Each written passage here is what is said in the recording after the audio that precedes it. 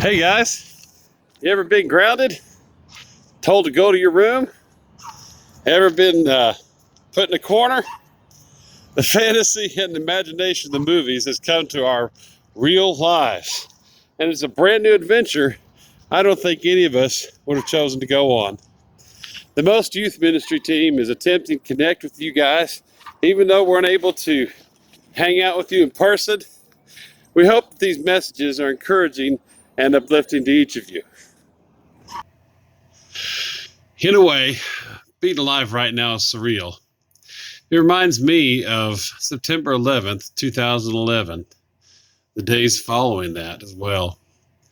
I bet this time was like it was in World War I, the Great Depression, Pearl Harbor, the assassination of President Kennedy, and the polio quarantines in the earlier 20th century. Even as I prepare this message, it is really hard for me to appreciate the gravity of the situation that we're living through right now. My daughter's college has moved online, and my daughter has moved back home. This has got to be really hard for her. My son loves to be around people as well. My wife too. Me? Well, I really enjoy a good vacation. But this vacation has consequences for most people. Reduced or absence of income, potential shortages of needed household items, being separated physically from our friends, and not being able to go to church services indefinitely. I mean, this has been my custom since my childhood. My life revolves around church. And here's more consequences. How about this one? Actually having to get along with your parents and brothers and sisters. And then, what if someone you know gets the virus itself? Again, being alive right now is surreal.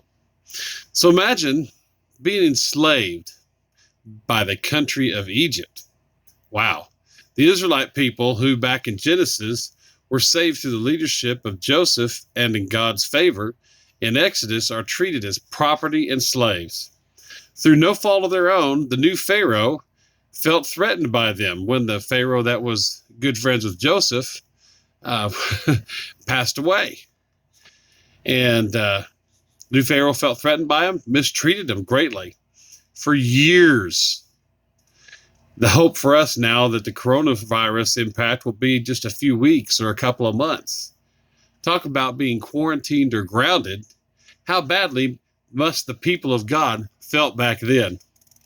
We turn the page to learn that all of Joseph's brothers have died. The Israelites are slaves. The country where they called home before Egypt is occupied by other nations.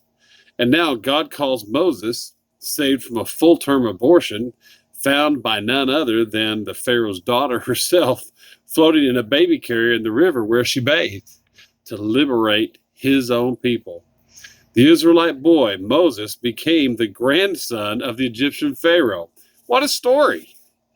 God directs Moses to speak to his adopted grandfather about freeing his people, the Israelite people. In Exodus 4:11, the Lord said to Moses, "Who gave human beings their mouths? Who makes them deaf or mute? Who gives them sight or makes them blind? Is it not I, the Lord? Now go, I will help you speak and teach you what to say." Later in chapter 5, verse 22, Moses returned to the people and said, "Why, Lord? Why have you brought trouble on this people? Is this why you sent me?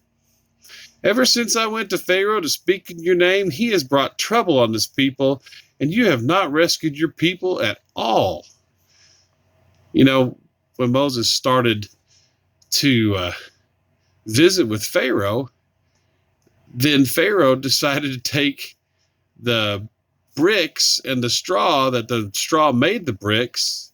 He said he stopped giving them the straw. The Israelites had to go get the straw themselves, but they still had to make the same number of bricks. This is having a real impact on the lives of the Israelite people.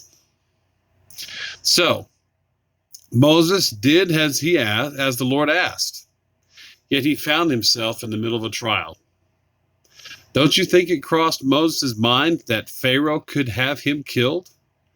There seems to be fear and a bit of hopelessness that the great Moses was actually feeling. And maybe you too are feeling some fear and hopelessness because of this virus pandemic. You know, we do have an advantage over Moses. We see the whole story, front to back. Moses ends up leading his people to freedom with the Lord's leadership and guidance.